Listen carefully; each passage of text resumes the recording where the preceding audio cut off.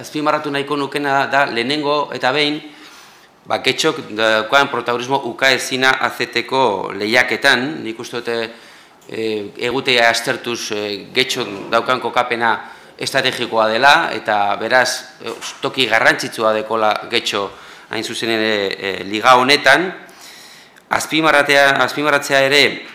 guretzako getxorentzako ze importantea den gure udako eskaintza eta gure festetako eskaintza aberasteko arrauna eta arraunen lehiaketa, eta nolako jendetze hurbiltzen den getxora azken batean arraunarekin gozatzeko, eta horrela gure herrian usten du gastoa gure ostalarientzako eta gure merkatarientzako, eta hori ere azpimarratzekoa da, eta oso importantea da.